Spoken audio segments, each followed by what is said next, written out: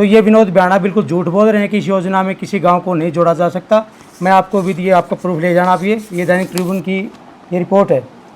और माननीय विधायक विनोद बियाणा ने प्रेस कॉन्फ्रेंस करी है और उन्होंने मेन बात रखी इसमें कि जो ये योजना है वो अमृत 2 योजना के तहत पानी दिया जा रहा है शहर को। अमृत 2 योजना का पूरा PDF मेरे पास है। ये योजना है, ये अमृत 2 योजना है और इसमें इन्होंने कहा कि केवल अर्बन के लिए योजना बनी है। इसमें कहीं भी नहीं लिखा हुआ कि इसमें किसी ज़रूरतमंद गांव को पानी नहीं दिया जा सकता। इस योजना में ऐसा कहीं भी नहीं लिखा हुआ। और मैं माननीय विधायक विनोद बियाणा को बताना चाहता हूं कि 28 अगस्त 2025 को माननीय मुख्यमंत्री नायब सिंह सैनी ने 12 गांव और 33 ढाणियों को इस योजना में जोड़ा है। ये दैनिक ट्रिब्यून की रिपोर्ट है मेरे पास में। ये देखो, आप दिखाना। ये 28 अगस्त 2025 को माननीय मुख्यमंत्री नायब सिंह सैनी ने ये घोषणा की कि 12 गांव और 33 ढाणियाँ इस योजना के तहत जोड़ी जाएंगी। तो ये विनोद बियाणा बिल्कुल झूठ बोल रहे हैं कि इस योजना में किसी गांव को नहीं जोड़ा जा सकता। मैं आपको भी ये आपका प्रूफ ले जाना। आप ये दैनिक ट्रिब्यून की ये रिपोर्ट है और इसमें माननीय जो पब्लिक हेल्थ के मिनिस्टर हैं रणबीर सिंह गंगवा जी, वो भी मौजूद थे। और ये देखो, इसमें लिखा हुआ है रूरल अर्बन सिनर्जी की बात कही है, अगर किसी गांव को ज़रूरत पड़ने पर इस योजना के साथ जोड़ा जा सकता है। ये देख पूरी PDF है ये अमृत 2 योजना की। तो विनोद बियाणा जी, आप गुमराह करने का काम ना करें। देश के सामने पूरा देश, पूरा हरियाणा आपकी झूठ सुन रहा है कि आप झूठी बातों में पूरे शहरवासियों को भी भटका रहे हैं और हमारे गाँव के लोगों को भी आप गुमराह करने का काम कर रहे हैं। जहाँ जहाँ मिला 33 ढाणियों में बता देता हूँ। इसमें अम्बाड़ा की 2 ढाणियाँ, फरीदाबाद की 5, हिसार की 2, कुरुक्षेत्र की 5, मेवात की 7 और पलवल की 2 ढाणियाँ शामिल हैं। टोटली 33 ढाणियाँ जिसमें शामिल किया गया है अमृत 2 योजना के तहत। तो ये इसका दावा बिल्कुल गलत साबित होता है कि इसमें गाँव ढाणी को नहीं जोड़ा जा सकता।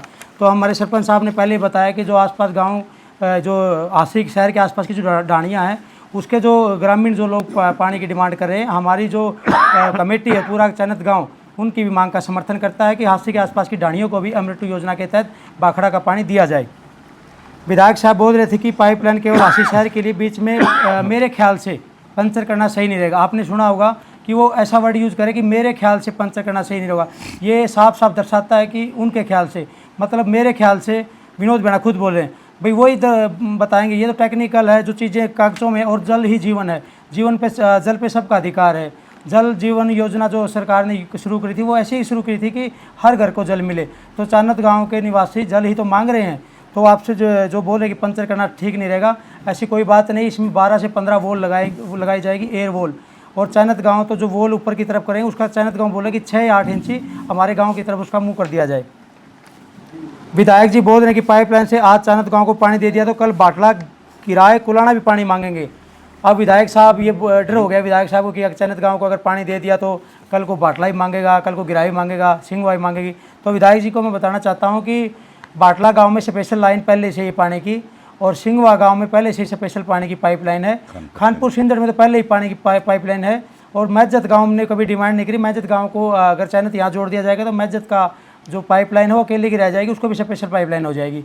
और तो अगर इन गाँव को ज़रूरत ही नहीं है पानी की स्पेशल पाइपलाइन की, तो आप ये लोग गुमराह मत करो इस बात का पूरे शहर में। और आप लोग ये झूठ फैलाने का काम कर रहे हो विधायक जी कि अगर कोई आग चैनत ने अगर आज इसमें टी लगा ली तो कल को दूसरे टी मांगेंगे।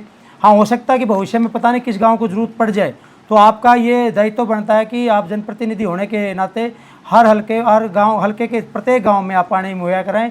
आज चैनत गांव के इतना बड़ा धरना लगा है।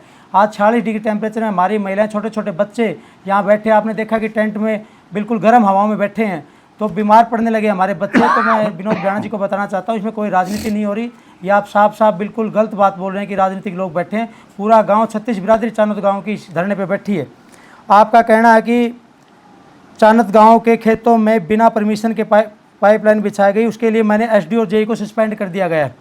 ये भी बोला इन्होंने कल वीडियो में कि जो ये पाइपलाइन खेतों में घुसाई है जो गलत तरीके से, बिना किसानों की पूछ के, बिना किसानों की परमिशन के, बिना किसानों को मुआवजा दिए चानत गाँव के खेतों में पाइपलाइन जो दबाने का काम किया गया, उसमें ये बता रहे कि मैंने JE और SDO को सस्पेंड किया है। हालांकि ये बिल्कुल झूठ है, ये सरासर झूठ बोल रहे हैं। इस पाइपलाइन पर कोई एक्शन नहीं लिया गया अभी तक। हमने इसकी शिकायत भी दी है, लेकिन इस पर अभी तक कोई भी कार्रवाई नहीं की गई है। जो SD और JE सस्पेंड हुए हैं वो तो जो खरकड़ी पे और जो चैनत गांव में जिसकी ड्यूटी थी उसको सस्पेंड किया गया है।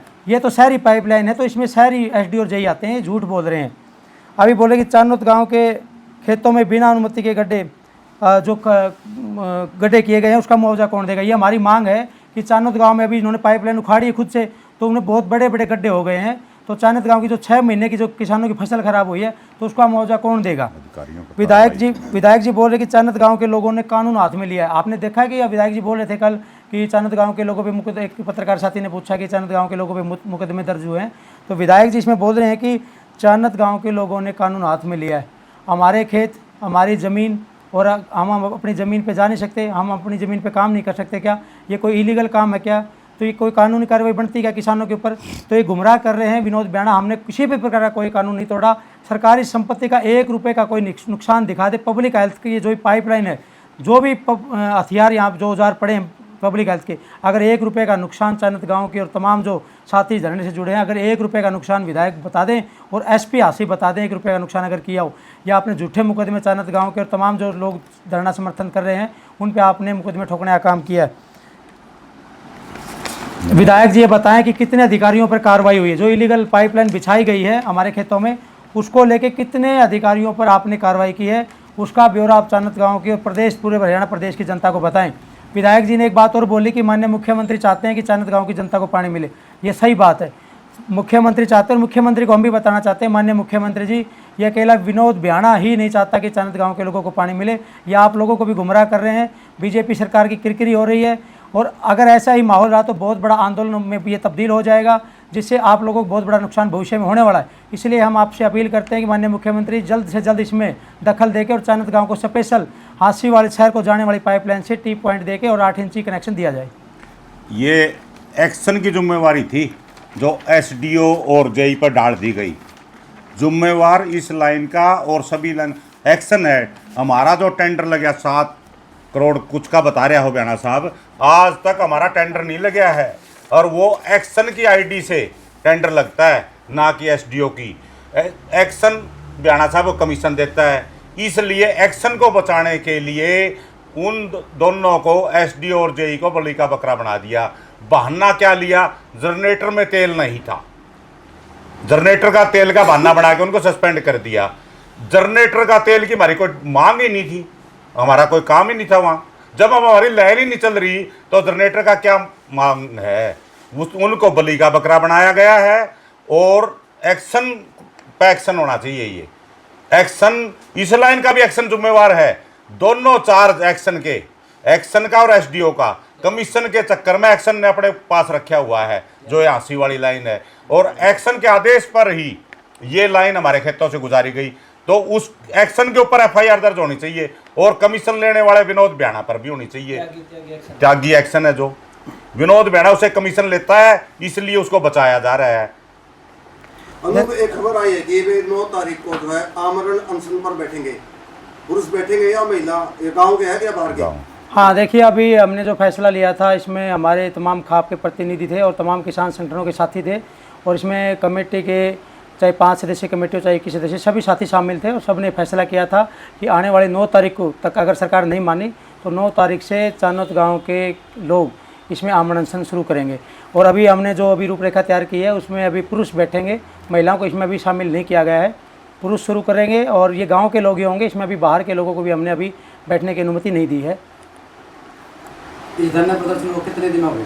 अभी 23वां दिन आज हमारा है, और पिछले 23 दिन से आंदोलन चल रहा है, और सरकार ने बहुत सारे हथकंडे अपनाए चानोद गांव के इस आंदोलन को ख़राब करने के लिए। कभी हमें राजनीतिक लोगों को बोला गया, कभी कुछ बोला गया, तमाम तरह के हथकंडे अपनाए गए। हमारे गांव के लोगों को बहकाने का काम किया गया, हमारे जो सरकारी कर्मचारी हैं चानोद गांव के उनके ऊपर प्रेशर डाला गया, बहुत सारी चीज़ें ऐसी की गई। लेकिन चानोद गाँव का छत्तीस बिरादरी का भाईचारा आज भी ऐसी अटूट है, मजबूत है।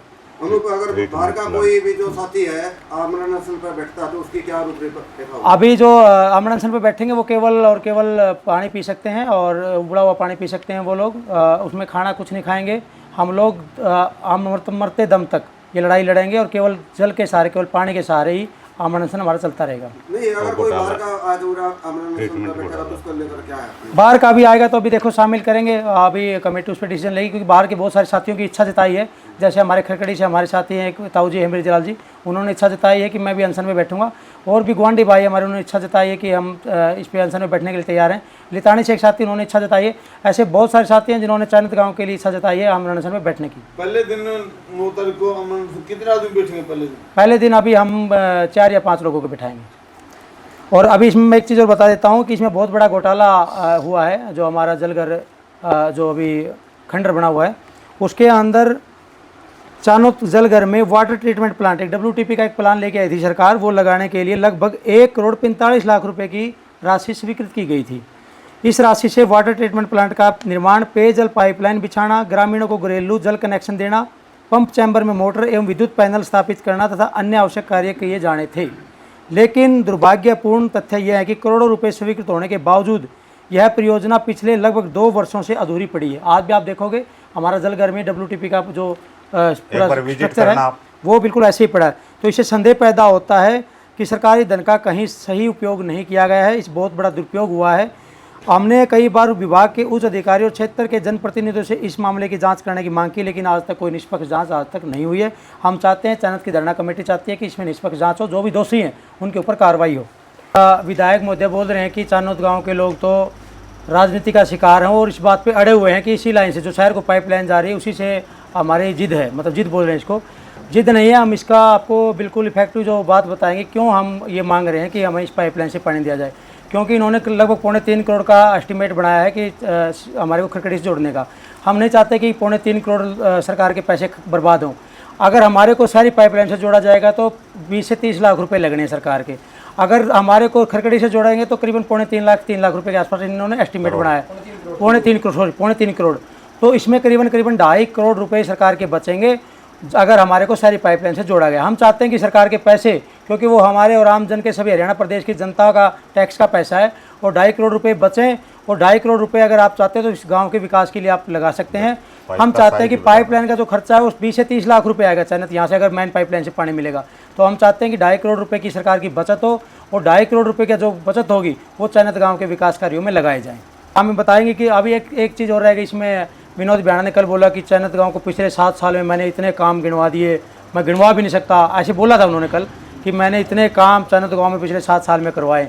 तो पिछले 7 साल का श्वेत पत्र जारी कर दें, कितना काम करवाया वो आप दिखा दें हमारे। सरपंच बैठे हमारे, सरपंच आपके सामने बैठे, आप सरपंच